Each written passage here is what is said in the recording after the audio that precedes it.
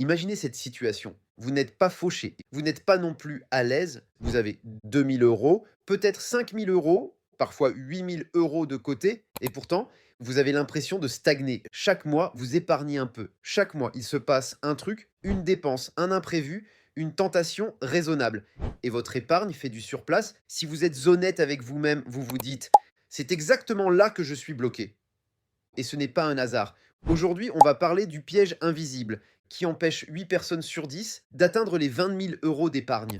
Pas parce qu'elles gagnent mal leur vie, pas parce qu'elles sont nulles avec l'argent, mais parce qu'elles tombent toutes dans le même mécanisme. Je m'appelle Lucas et je passe beaucoup trop de temps à réfléchir à des sujets financiers pertinents. Vraiment. Beaucoup trop. Et si vous êtes actuellement bloqué avant les 20 000 euros d'épargne, ou si vous avez l'impression de faire des efforts sans jamais franchir un cap, abonnez-vous à la chaîne et likez cette vidéo si elle vous aide. Parce que ce qu'on va voir aujourd'hui est très rarement expliqué clairement. Numéro 1, le mythe qu'on vous a vendu. On vous a probablement dit épargne régulièrement et tout ira bien. Sois discipliné, le reste suivra. Il faut juste du temps. Et en théorie, oui, mais voilà le truc. L'épargne n'est pas linéaire. Passer de 0 à 5 000 euros, ce n'est pas la même chose que passer de 5 000 à 20 000 euros. Et pourtant, la majorité des gens utilisent exactement la même stratégie. C'est là que le piège commence. Numéro 2, le chiffre que personne ne veut regarder. Regardez les données. Selon l'INSEE et la Banque de France, près de 80% des ménages français n'atteignent jamais 20 000 euros d'épargne disponible. Pas d'investissement compliqué, pas de patrimoine immobilier, juste 20 000 euros liquides. Et ce n'est pas parce qu'ils ne gagnent pas assez, c'est parce que leur système d'épargne est fragile. Numéro 3, le piège invisible, le vrai. Voici ce que la plupart des gens ignorent. Le piège n'est pas de ne pas épargner. Le piège, c'est d'épargner sans structure de protection. Concrètement, un seul compte, une seule réserve, épargne et sécurité mélangées. Résultat, dès que vous atteignez quelques milliers d'euros, votre cerveau change de comportement. Numéro 4, ce que votre cerveau fait sans vous demander.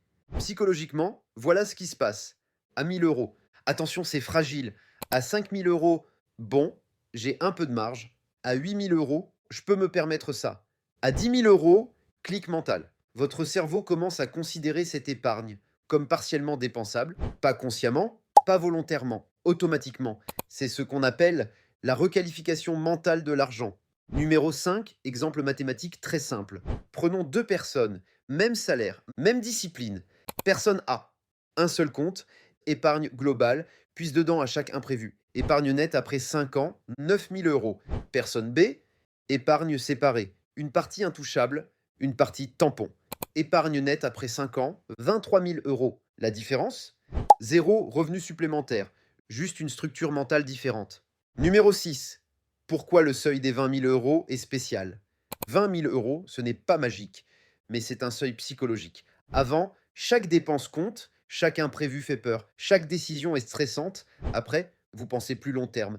Vous pouvez attendre, vous commencez à investir sans paniquer.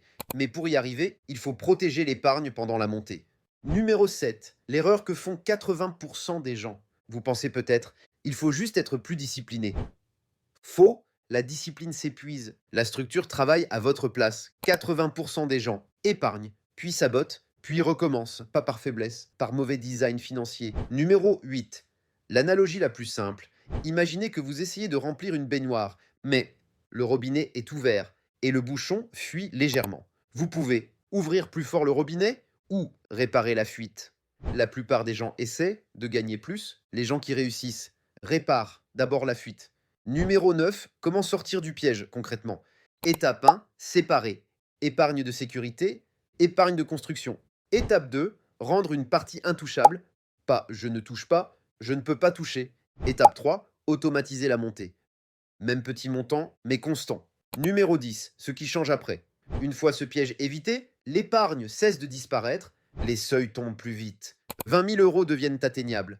Et surtout, vous ne retombez plus à zéro. La richesse devient cumulative, pas émotionnelle.